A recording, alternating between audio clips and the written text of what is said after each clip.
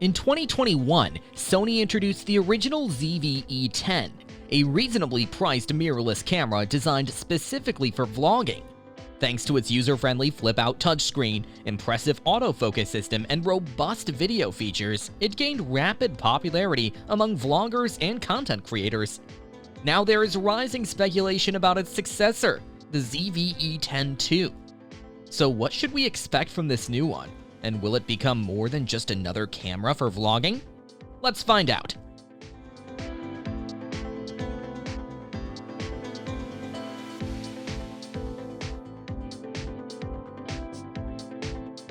The original ZV-E10 features a 24.2 megapixel APS-C Exmor CMOS sensor and an older Bionz X processor. However, in the ZV-E10 II, it is likely that they will use an updated back-illuminated sensor and a newer generation processor. While the resolution is expected to remain at 24 megapixels, we anticipate significant improvements in low-light performance and processing speeds. We are a bit concerned about the potential price increase with the upgraded processor. Did you know that 72% of visitors are more likely to make their purchases soon after watching a product video?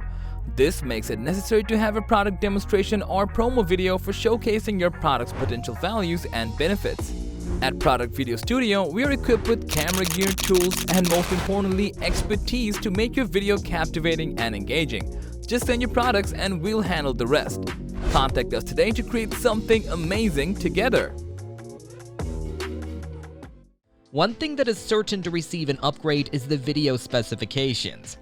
At the very least, we can expect 4K video at up to 30 FPS, but we hope that Sony will push it to 4K at 60 FPS, and 1080p might reach up to 120 FPS. In addition to higher frame rates, we can anticipate improvements in the bitrate for better video quality. There may also be adjustments to the S-Log profiles for more effective color grading.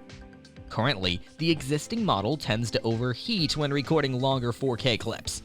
Therefore, for the Mark II version to truly be a hybrid camera, it will need better heat dissipation and no recording limits. The ZV-E10 already boasts excellent autofocus capabilities thanks to Sony's real-time tracking and eye autofocus. However, it uses an older autofocus system compared to the latest alpha models.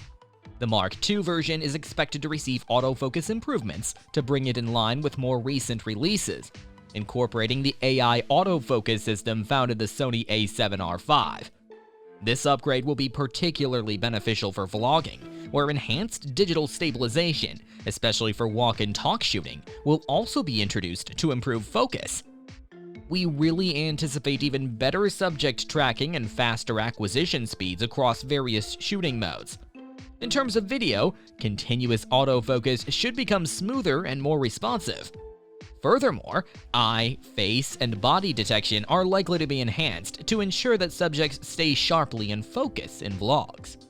In the realm of content creation, achieving exceptionally smooth and stable handheld footage is essential.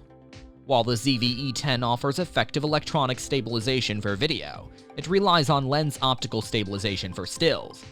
The Mark II model is expected to feature a more advanced 5-axis in-body stabilization system, which will contribute to producing steadier shots in both photo and video modes. To make a good vlogging camera, several other features are necessary. These include the ability to quickly transfer footage to smartphones for instant sharing, fast charging via USB-C, ergonomic body design, and the option for a battery grip. For the Mark II model, we can anticipate design improvements and enhanced accessibility. One expected change is the redesign of the hand grip to provide greater comfort during extended recording sessions. Upgrading to 5 GHz Wi-Fi and Bluetooth 5.0 would enable faster wireless data transfers and smoother streaming. Sony might even go a step further by offering USB-C tethered shooting and transfers. The ideal scenario would involve a larger capacity battery integrated into the camera body, capable of lasting through a full day of casual shooting. Now let's talk about the price. While the ZV-E10 provided an array of attractive features for video creators at an initial price of just $700 for the body alone, the ZV-E10 II is expected to come with a slightly higher price tag.